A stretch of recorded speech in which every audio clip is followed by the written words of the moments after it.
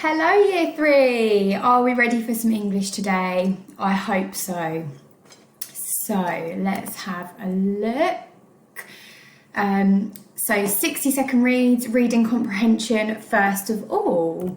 Today's one is also an ancient Egypt theme, so like yesterday's one. Okay, so again, hopefully we're getting into the swing of this now and we kind of know what we're doing and what to expect, that we've got the text and then the 4 questions for you to answer.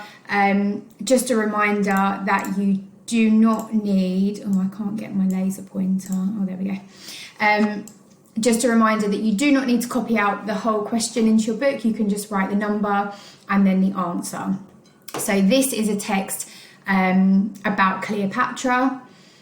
She is talking about how she gets ready and how she puts her makeup on. So have a read of the text and then have a go at answering the 4 questions. Pause the video here. Off you go.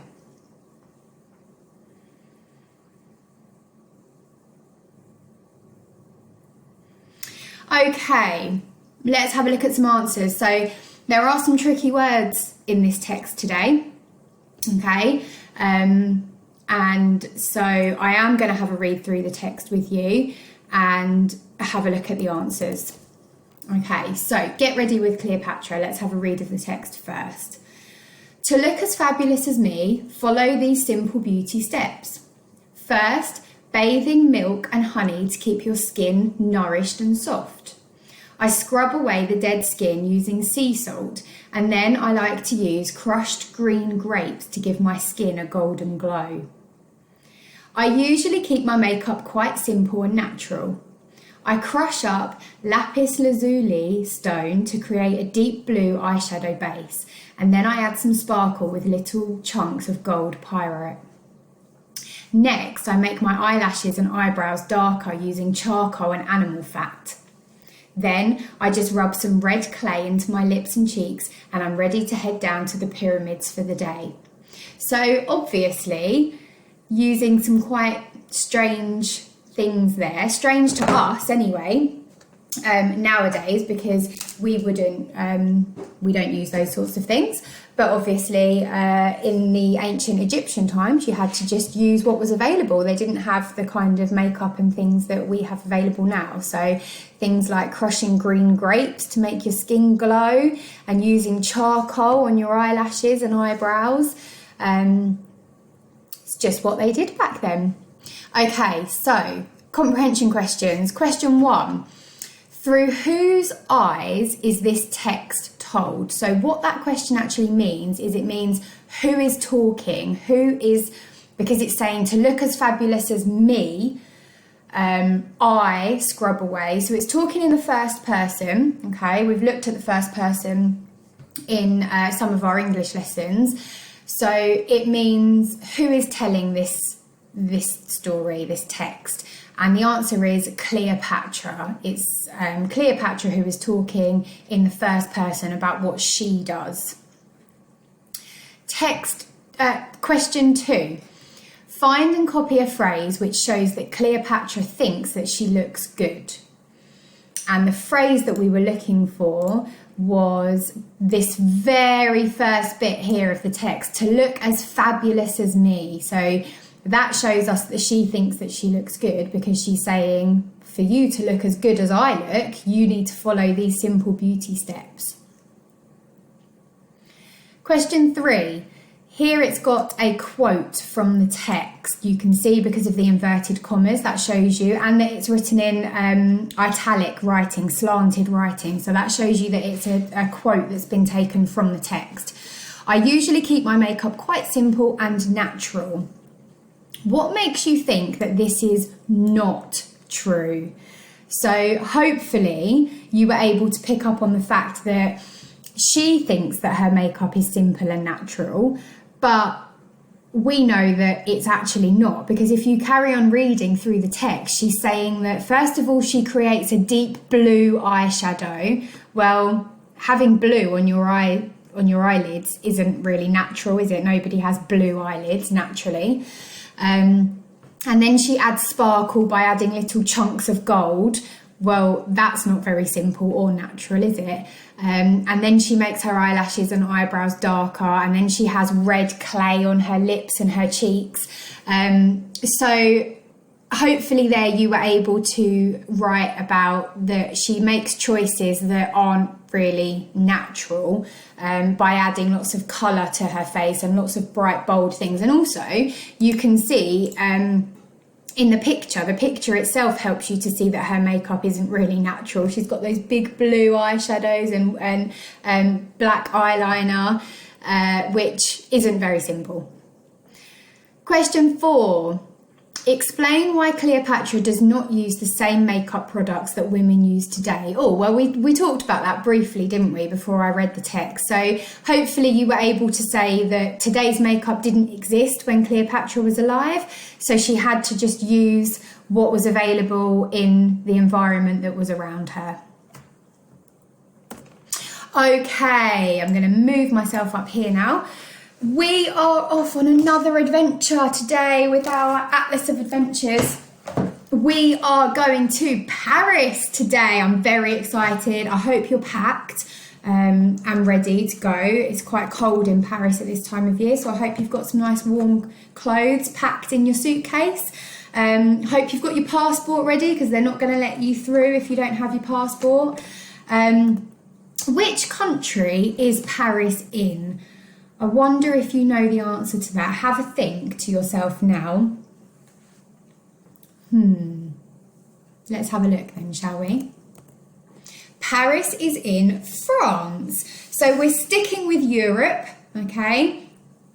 We're still zoomed in on Europe at the moment. We've been to Finland. We've been back to England. And now we're going to France. Okay, so this is the part of the book from France, and it's particularly focusing on a museum in Paris called the Louvre.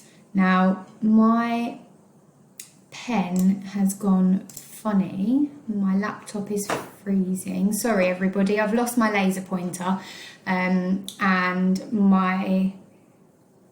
it's freezing when I try and get it to come back. So I'm just going to leave that there. So anyway, sorry about that. It's focusing particularly on a museum that is in Paris called the Louvre. And as you can see in the picture, there's different parts to the museum. So you can see the building right at the back. I wish I could have my laser pointer for this. No, still not working.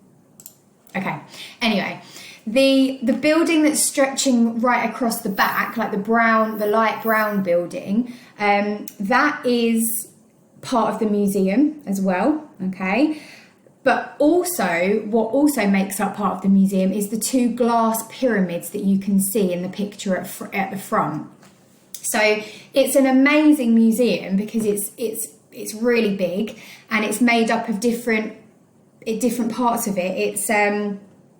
It's in that really old building at the back, but it's also the glass pyramids, and you can see the water features and things like that around as well.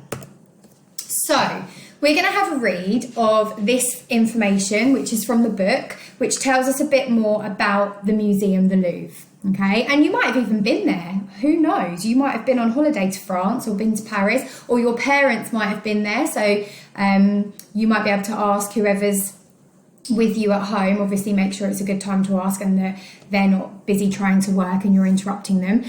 But maybe tonight at dinner, around the dinner table, you can ask them if they've ever been to Paris and been to the Louvre Museum. You can tell them, because we're going to learn lots of information and facts about the museum. So you can tell them what you've learned in today's lesson. Okay. Now, okay. So, France's Louvre is the largest museum in the world, and it houses thousands of art history's most treasured pieces. Egyptian antiques, ancient Greek and Roman sculptures, jewels and paintings rest on walls and in cabinets of two different buildings. a magnificent Renaissance and classical style palace, which was the building at the back, you know, the light brown building that we saw, and a modern collection of glass pyramids, the largest of which is the entrance to the museum. So that was the big glass pyramid that you could see in the picture. Here you will find world-renowned treasures like the Mona Lisa, the Venus de Milo, and the Winged Victory.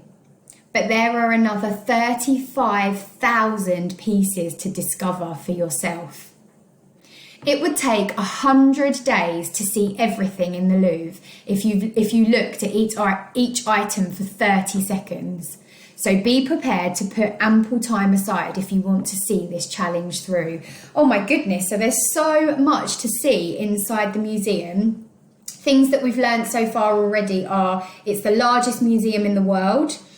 It's got 35,000 art pieces inside. And if you just looked at each item for 30 seconds, it would still take you 100 days to see everything that is inside. There's things like Egyptian antiques, there's sculptures, there's jewels, there's paintings, amazing. And the museum is made up of different buildings. You've got the palace at the back, and then you've got the glass pyramids as well. So it really is a beautiful, beautiful building to visit.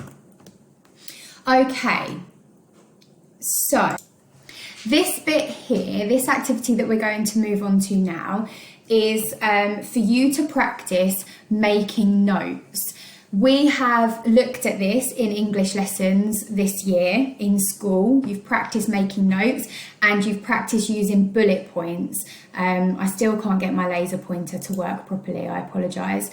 But you can see the bullet points on the screen. So where I've written, make some notes of key information, and then you've got bullet point, largest museum in the world, and then another bullet point underneath. It has antiques, sculptures, jewels and paintings. So what I've done there is from the two paragraphs that are on the screen, I have just picked out the key bits of information and I've put them into bullet points. So I've made notes, and I haven't written my notes as full sentences.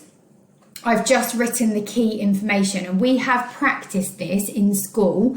Do you remember when we did the book Dr. Zargel's Earthhounds, Book of Earthhounds, and there was loads of information in there about earthhounds, which we know are dogs, but the aliens called them earthhounds, and we practiced taking notes when we looked at that book. We looked through the book and we picked out the key information about the earthhounds and we put it in note form using bullet points. So hopefully you're able to remember that far back. It was near the beginning of the year, and you can hopefully remember that skill of not necessarily writing in a full sentence. So this first bullet point here, largest museum in the world, that's not a full proper sentence. For it to be a full proper sentence, I would have to add to the beginning, it is the largest museum in the world, to actually turn that into a proper sentence. But when I'm making notes, it's fine not to write as full sentences. I can just write largest museum in the world, okay? And this one under here, the second bullet point, I actually have written that as a full sentence because I've used the words it has antiques, sculptures, jewels and paintings. I could actually, oh, it won't let me use the pen either. I'm so sorry, year 3. My laptop is really not being my friend today. I was going to cross out the words it has on there. I could cross those out and just have my bullet point as antiques, sculptures, jewels and paintings, because that's the main bit of information. That's what I'm saying is inside the museum. I don't really need the words it has at the beginning, but I've put them in there anyway. So it's up to you. So what I would like you to do is I would like you to try and add 2 bullet points of your own. The 2 bullet points that I've already done, you can pause the video here and you can copy those down into your book, because you're going to need as much information as you possibly can about the Louvre later on in the lesson for the writing activity. So it would be good for you to have these bullet points written down in your book so that you don't have to rewind the video and go back and find them. So if you pause the video here, copy those 2 bullet points down now, and then we will move on and I will get you to do your own 2 bullet points underneath. So pause the video here and just copy down those 2 bullet points into your book now.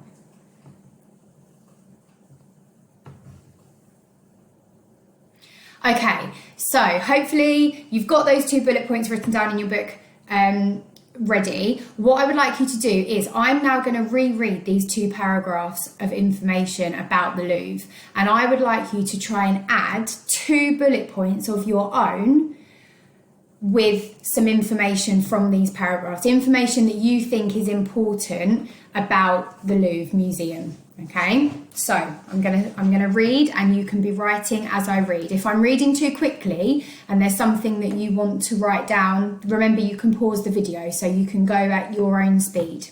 Okay. France's Louvre is the largest museum in the world. So we've already got that information in the bullet point that I gave you, so you don't need to write anything down for that. It houses thousands of art history's most treasured pieces. Egyptian antiques, ancient Greek and Roman sculptures, jewels and paintings rest on walls and in cabinets of 2 different buildings. So we've got the bit about antique sculptures, jewels and paintings. You don't need to write that down, but this next bit that I'm going to say, you might want to include that in one of your bullet points because this is a key bit of information. So sculptures, jewels and paintings rest on walls and in cabinets of 2 different buildings. A magnificent Renaissance and classical style palace, and a modern collection of glass pyramids, the largest of which is the entrance to the museum. So for that bit of information, remember, you don't need all of those words. You're just picking out what the key bit of information is. And the key bit of information from that sentence is that the museum is in 2 different buildings. So your 3rd bullet point could just say 2 different buildings. And then you might want to add a palace and a glass pyramid. So that's the key bit of information. We don't need to include all the other words that are in there. A magnificent Renaissance and classical style palace. We just need the key bit of information, which is palace. Okay, one bit is the palace and the next bit is the glass pyramid. Again, we don't need the modern collection of glass pyramids. You just need the key bit of information. So that's what we're trying to do here, is just pick out the important parts and include those in our bullet points. 2nd paragraph. So you're listening out for one more bit of information that you want to include in your final bullet point. Or you might want to do more bullet points, up to you. Here you will find world-renowned treasures like the Mona Lisa, the Venus de Milo, and the Winged Victory. But there are another 35,000 pieces to discover for yourself. So from that sentence, the thing that I would take from that as being the most important bit of information is that there are 35 pieces of art in the museum. So I wouldn't worry about the other information, about the names of some of the things that are in there. For me, that key bit of information, I would be doing bullet point 35,000 pieces of art, okay? Because that's the key bit of information. It would take 100 days to see everything in the Louvre if you looked at each item for 30 seconds. So be prepared to put ample time aside if you want to see this challenge through. So I'm not going to include a bullet point for that bit. It's an interesting fact. It's a nice bit of information, but I don't think it's a key bit of information to describe what there is in the Louvre Museum. Okay, so I'm going to leave that bit out. I'm not going to include that in my bullet points. So hopefully you're now starting a list of bullet points. Hopefully you've got at least 4, which have got key bits of information about the museum. This will help you later on in the lesson when you're going to do some writing about it. Okay, now my laser pointer is working on this slide. Yay! Okay. Oh dear, I don't know why computers have to be so difficult sometimes. So, You're now going to add some more bullet points to your list because I'm going to give you some more information, and your challenge is to write the information in note form using bullet points, okay? So this yellow box that my face is covering up says add to your notes as I read. So on this page there is lots more information about the Louvre. Not all of it is really important. You don't need to include all of it in your bullet points, but we're going to pick out what we think is the key information, okay? So I'm going to read this bit here first. The pyramid is the most recent addition to the Louvre and was opened in 1989. I'm just checking that is right because I can't quite read it. Yes, 1989. So from that bit, I would be doing bullet point, the pyramid was opened in 1989. That would be my bit of information, my note that I'm taking from that key thing. I don't need all of the words. I just need the key information, which is that the pyramid was opened in 1989. Remember, if I'm talking too quickly and I'm not leaving you enough time to write your bullet points, just pause the video. You can pause it at any point you need to. Okay. I'm going to come down here to this fact here that says nearly 10 million people visit the Louvre each year, or every year it says. So again, for my bullet point, that's probably quite a good bullet point just to have. Bullet point, nearly 10 million people visit each year, okay? Or you could get rid of the nearly and just have 10 million people visit each year. Okay, or you could change the nearly for a different word. You could say almost or around. You could change it into your own words. Okay, there's other facts on there, but I'm going to leave that for now because I think we've got some key information about the Louvre. The other key bit of information that I'm going to read out is here, that the museum is situated on the banks of the River Seine. Now, that word situated means that that's where the museum is. So the museum is situated on the banks of the River Seine. That means that the museum is located on, or that the museum is on the banks of the River Seine. So it's very close to the river. So your bullet point for that bit of information, I would just be doing bullet point, located on the banks of the River Seine, or situated on the banks of the River Seine, whichever word you would prefer to use. And this bit down here, the Louvre was originally built in the 12th century as a fortress, which is interesting.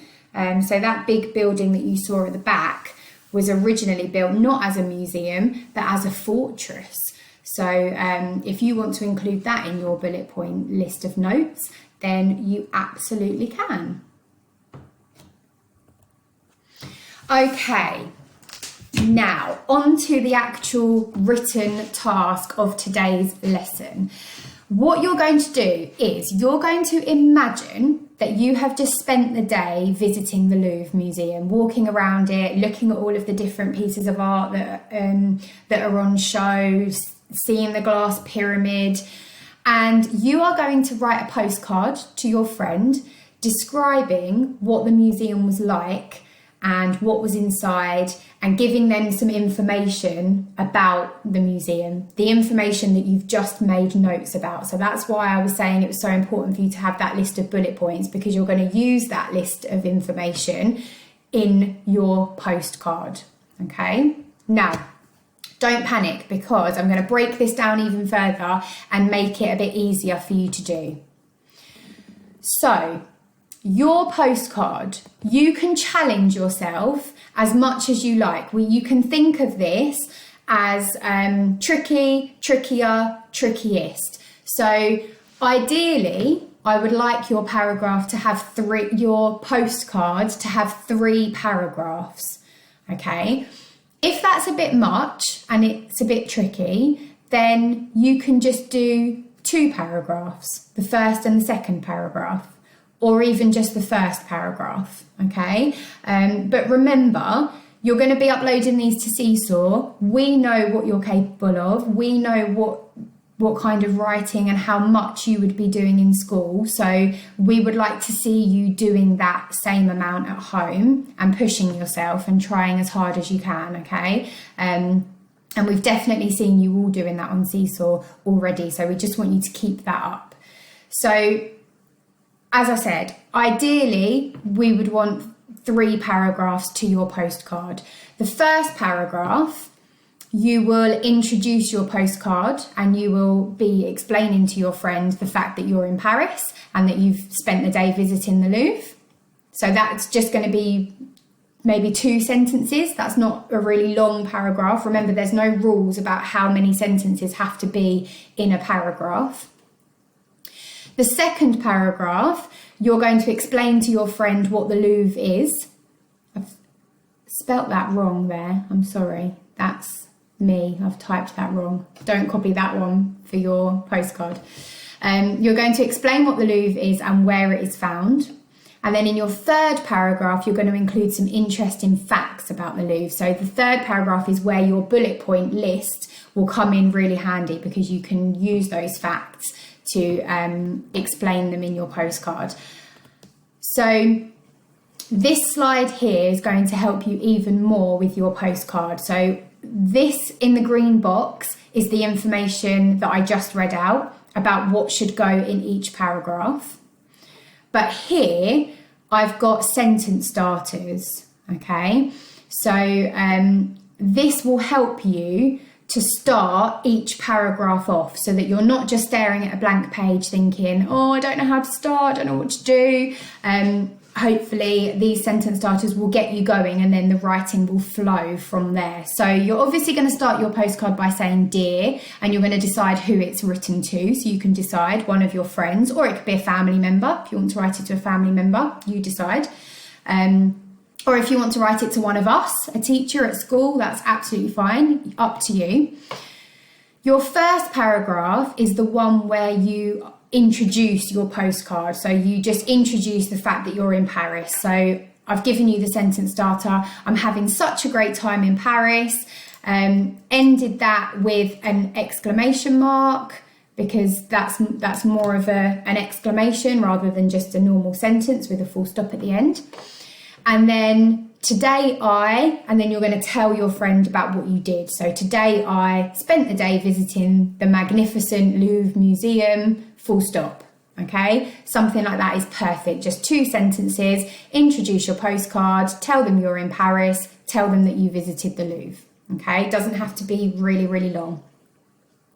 Second paragraph is where you're going to explain what the Louvre is. So the Louvre is a museum that is in Paris. So you're going to tell your friend where it's found. You're going to tell them, if I can remember the fact off of the top of my head, that it is the largest museum in the world. That was one of your bullet points. So use that bit of information, okay? So the Louvre is a magnificent museum located in Paris. It's found on the banks of the River Seine. It's the largest museum in the world. All of that information that we've learned, you're going to include in that paragraph, okay? And any of those sentences that I just said that you would like to include in your writing, remember, you can rewind the video and watch it as many times as you need. If I'm saying things that you think, oh yeah, I want to write that, remember, you can rewind, play it again, and then that can help you with your writing. And then the final paragraph, the third paragraph, is going to be like a did you know, interesting facts about the Louvre, which we've got plenty of. We know that the pyramid was opened in 1989. We know that nearly 10 million people visit the Louvre every year. So we've got all of those facts. So use that bullet point list that we created to help you and include some facts in there. So it could start with the question, did you know that? Or you could start by saying, I have found out that, and you can tell your friend as many interesting facts as you possibly can that you have got from your bullet pointed list, okay? The final thing that I want to say before you get started, I know there's a lot to think about, But I also have put conjunctions at the bottom of the screen, okay? As always, we always want you to be using these in your writing wherever possible. So if you are able to get any of those in your writing today, that would be absolutely amazing. So keep it up on this screen or copy them down into your exercise book and then cross them off when you include them. I saw lots of you doing that with your writing before half term, and it's brilliant to see where you're actually doing that and crossing them off, because that means that you're remembering and you're noticing which ones you're using. It might be that you realise you're always using the conjunction so, and you might think, oh, okay, I've used that a couple of times now I'm going to try and use the conjunction which instead, to vary your writing a bit. Okay, now I've given you a lot to think about today for your writing, but I know that you're up to it. I would like you to pause the video here and have a go at writing your postcard. If you want to draw a little picture of the Louvre to go with it at the bottom, absolutely fine. I would love to see that. So off you go.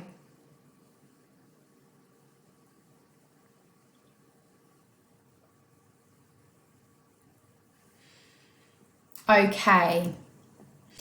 So, well done everybody. I'm really looking forward to reading your postcards on Seesaw. Finally, the last thing for us to do is for you to add a stamp into your passport.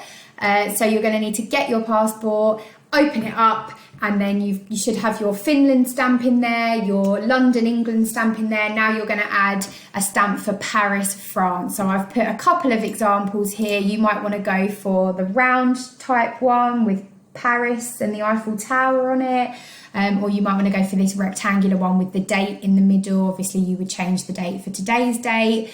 Completely up to you, but you can add your stamp into your passport. And I'm looking forward to seeing where we're going to go on an adventure tomorrow. Well done, everybody.